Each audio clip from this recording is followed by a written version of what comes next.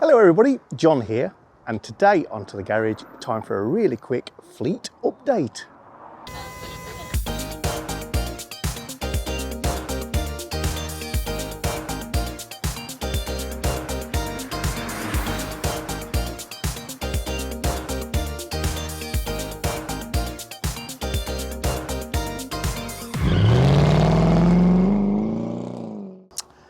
Let's start at the front.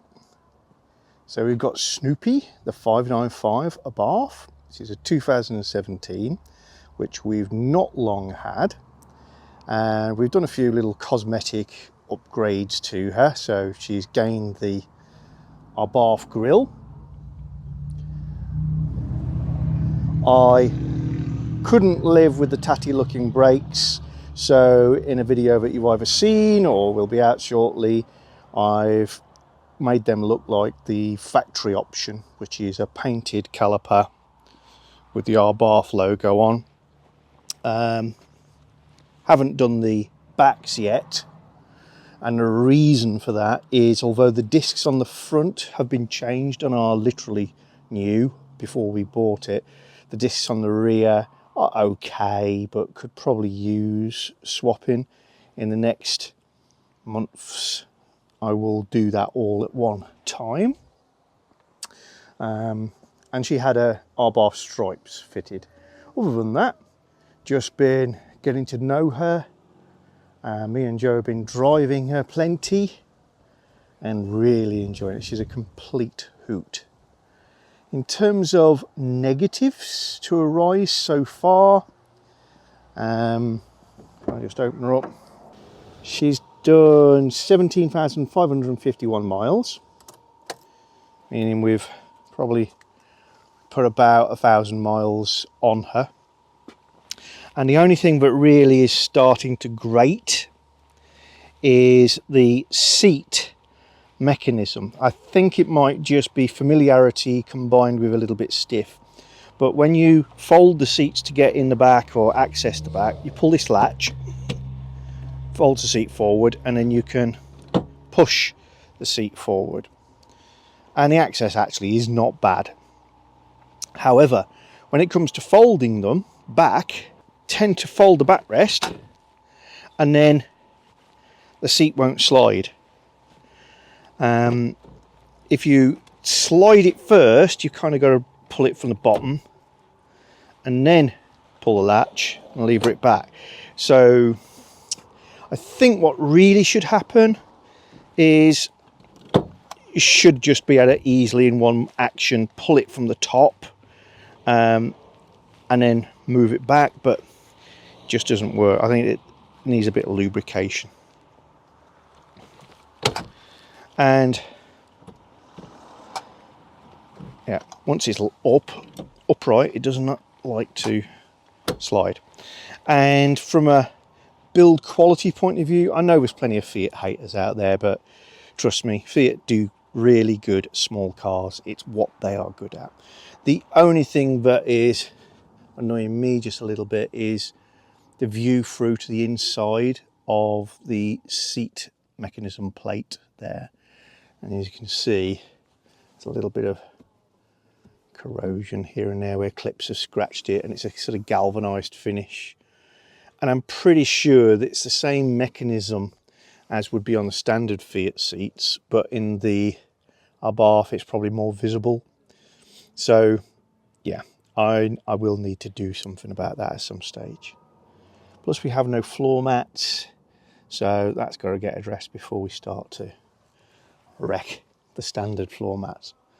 But yeah, absolute dream to drive from a performance and handling point of view.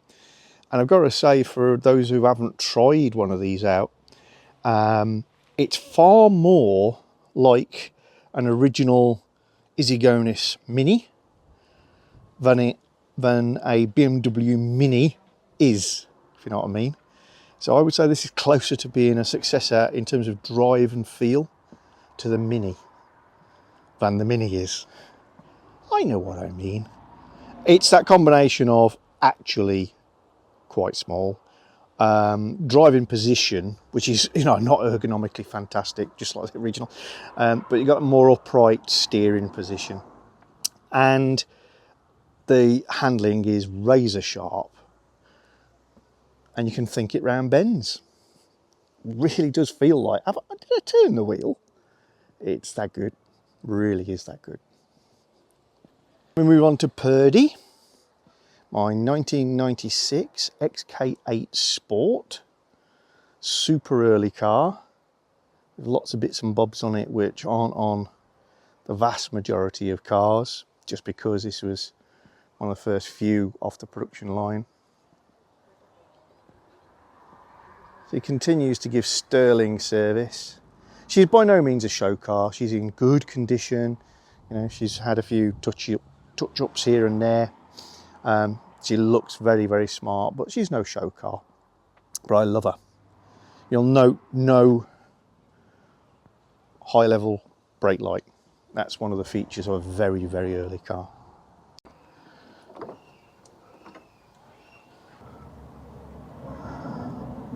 Purdy's done 54,000 miles, so incredibly low for this car, and continues to give me great service.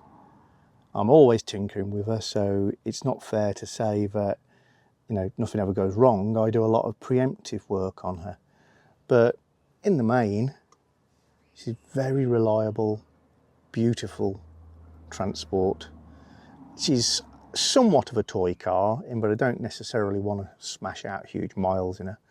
But I used her for work this week, which meant a 550 mile round trip, which was completely fantastic to do in her. Supremely comfortable, sounds gorgeous, and yeah, all going well. So a couple of little updates. Having said there's nothing wrong, some of you regulars will watch the video recently where I did, where I had a gearbox fault indicated on the dashboard. It was actually just adjustment on a cable below the center console here. The cable had stretched just a little bit. I had another gearbox fault register while I was away. Luckily, he says, it was dark outside, so all this was nicely illuminated. And I was able to recognize the fact that number 4 did not light as I moved quickly through the J gate. It went light up 2, light up 3, skipped 4 into D, and up through the gearbox fault. You can, because it's not a recorded fault, it's just a safety device. When you restart the engine, fault goes away. I was able to then slide this back whilst watching very carefully. Sure enough, 4 didn't light, and pulled it across, faulted out. Reset again, 4 didn't light, give it a right good tug back, 4 lit, no fault. So I have just got to readjust that cable again. I probably adjusted it a little bit too far the opposite way, and now the gear stick strikes the back here just before it's fully engaging with a switch that says you're in number 4. So tiny tweak to do there. I did some experimental seat repair work with some stuff I got from Furniture Clinic on a couple of more severe marks I got on the seat, which are so effective I would struggle to point them out to you. But what that means is, as you can see, my seats are not perfect, but they're in incredible condition for a 25-year-old car. I'm going to do the video I keep threatening to do, looking at these bolsters and get rid of all the marks and show you how I do my repair work, restoration work, if you can call it that, and a little bit of seat and leather care that I do regularly. That means my interior stays in really nice condition.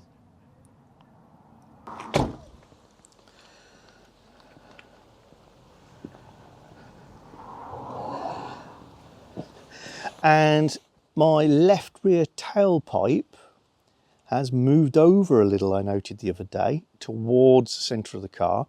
It's not making contact with the bumper, and you can still rock it, but it has moved, so I need to make some adjustments and tweak and tighten some stuff underneath there on my Adamesh stage 1 and 2, but minor stuff. So Purdy doing well. Blue is my 2008 XJ Sovereign limousine. She's what's known as an X358 car, which means very late in the production run, restyled by Ian Callum with this much more aggressive, what's called the box bumper body kit. So very lantern jawed sort of look with a second grille in the bumper. Slight sill extensions, not flared in any way that anybody else would recognise as a sill kit, but they are slightly different, subtly different to the X350. And again, larger, boxier bumpers on the rear, along with the power vent, in inverted commas, that's Jaguar's name for it. It's a styling feature really, in the side. There are some other tweaks, the most notable of which is the seats are huge in X358s, very thick, very, very comfortable. Blue has done 157,000 miles. And as many of you know, I bought her as a bit of a Bangonomics project.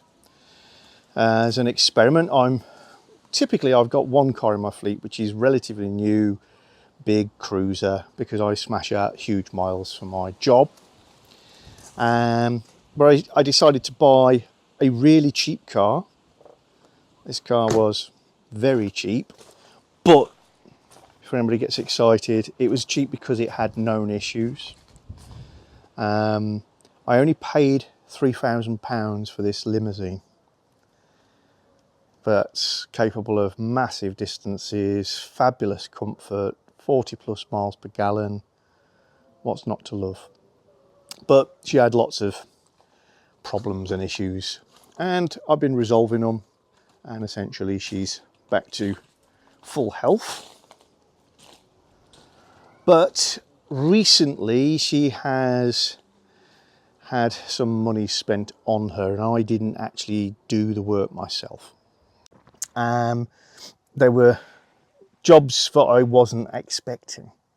So she blotted a copybook about a month ago by dumping all her coolant, and for the life of me I could not find the pipe that was obviously peeing water out in the engine bay. It appeared to be coming out of the gap between the manifold on the left hand bank and the suspension turret, which is obviously nonsense. But it was a plastic coolant pipe that wraps around and is all part of the emissions control systems, and it gets brittle and the heat gets to it and it gets nudged and eventually it cracks. So I've got some sort of family health issues at the moment, which mean I'm lacking in time, and I'd never seen that pipe, and without taking the engine out I would never be able to know where it is. So it went over to Muggleston & Sons, the Jaguar independent specialists nearest me in Anton's Gout, which is absolutely fantastic. Neil and Michael and Josh are absolutely superb. If you need a Jaguar serviced or repaired or advice and you're anywhere in Lincolnshire, please check them out. Absolutely awesome. Anyway, they ended up trailering the car away for me and getting that resolved in no time at all. Really grateful. I always take the cars over to them if they're Jaguars for an MOT, just because I trust them implicitly if they say something's wrong to either let me know where it is so I can resolve it, or let them resolve it. This went over for its MOT 2 weeks ago, and I know that it had a fault because it had an airbag light on and it was given a blink code on the dashboard. A blink code, if you're not familiar, is built into the systems of lots of cars so that what appears to be just a random flashing light, in this case the airbag light, an amber light, is actually a code. And if you watch it carefully, it's not randomly flashing. It's going blink, blink, blink, blink, pause, blink, blink, pause, and then repeat. And that means error code 42 or blink code 42. 4 flashes, pause, 2 flashes, longer pause. And you can look that up, and it just means that the crash sensor at the front of the car has failed, or the connectors come off. In some way it's open circuit. So that's just a device behind the front bumper. I had the light start flashing a few days before I needed to take it over for an MOT. So I just rang up Neil and said, needs an MOT, Neil, and the crash sensor needs changing. So apologies, can you sort that for me? Again, I was struggling with time, got some personal issues, got some family issues, let's say, to do with health and things just at the moment. I just lacking time. So whipped the car over there, and Neil sorted out the crash sensor in no time at all. Tried to get the MOT on it, but then she failed. And she failed in a couple of unexpected ways. One is brake pipes front to rear. If you're unfamiliar with these cars, they have an under tray the whole length of the car, both sides. It's an aero device. And I lift my car using my Strongman platform lift, which is brilliant in every regard, except looking at the sill areas, I guess you would say, of a vehicle. And it masks off the bolts that you need to undo to get the under tray off. And even if I got the under tray off on the drive, then I would lift it on my ramp and mask off the brake pipes. So actually not as convenient as I would have hoped to do that. So definitely wanted the car to stay with Neil to do that. So he managed to change all the brake pipes front to rear for me. Change the indicator lamps because they'd faded. The lamps have got orange bulbs in, and they'd faded to not show enough amber, if you like. So that was a nice easy one. And also the rear brakes were dragging, and it turns out to be the sort of handbrake part of it, but it's the whole caliper started to seize up. And that's the only bit of the brakes that I didn't change. This has had new calipers on the front, new discs all round, new pads all round, but I didn't change the rear calipers. So there you go. That has now been changed. So all in all, this had quite an expensive trip for an MOT. I ended up paying about £700. And before you gasp too hard, you know, you're talking 250 odd quid for a pair of calipers. So I was very pleased with that. And Blue is now hopefully back to fine fettle, and is going to give me very little in the way of issues for a while. And we're going to see how she performs. I did consider moving her on for a little while because, you know, I'd done the majority of the bits and pieces, and just fancied something else. But I may keep her longer. The fuel economy is very impressive. The comfort is very impressive. To move her on in terms of the standard of the car some more, then I'll need to address the headlining. Jaguars just seem to have a big problem with headlinings. You can buy this as a replacement item, which isn't too difficult. It cost me about 350 quid, I think, from memory. But the issues are, it's got a stain here. It's got huge amount of staining in the front left corner and on the sun visor, both of which tend to indicate somebody has smoked cigars quite heavily in here at some point. When I first got the car, one of the issues was it really smelled of tobacco smoke. And I've got rid of that with all manner of absorbent devices like this. But I've done a great trick, and now genuinely it smells fresh as a daisy in here. But I'm left with those. Plus, as you can probably see, there's a little bit of sag between here and here, and that tends to be the beginning of the end of these headlinings. So you're either into taking it off, trying to glue it back on, but it stains, so I'm gonna have to clean it, so it'll probably get wrinkly, or replace the whole thing. Something for me to consider. And traditionally, to do these, you've got to take the rear window out and take it out through the rear window. But there are better headlinings on the market now, which is what I would go for, which are fiberglass and foldable, so you can get them out through a rear door. So I may be looking at doing that. And finally, we've got Ruby, the Rapido, our 2007 9090F A-Class motor caravan. Had lots of videos on her out, as many of you will have seen. Done all sorts of mods and tweaks to the interior, few minor mods outside, done some servicing, etc. And she's really not got anything in the way of a fault. I preemptively purchased a throttle body for her.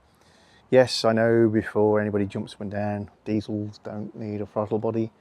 It's actually an air valve of sorts that helps with shutting down the engine and causing the EGR to work. But the Fiat engine is a Ducato 2.3, and they are renowned for having issues with that, so I've got that to replace. And again, if it wasn't for just some family issues, we'd have been out on a few more expeditions in her, but that's just not meant to be at the moment. Just a quick one to update you all today.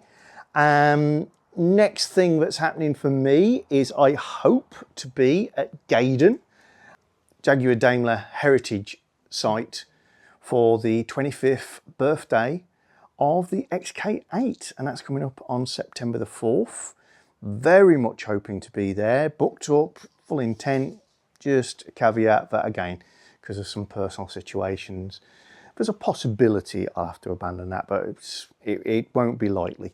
So I'm going to be there, and I shall stick up my flag next to Purdy so that anybody who's interested can come over and say hi. I'll take along a few caps and stickers just for anybody who wants any of those and would rather not pay for the postage.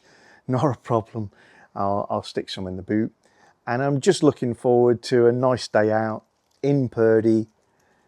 Maybe meet up with some friends who I've not physically met and chill out and have a bit of a mindset change for a while. So I hope everything's well with you guys and your families.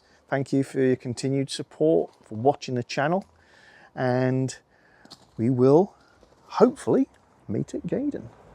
See ya.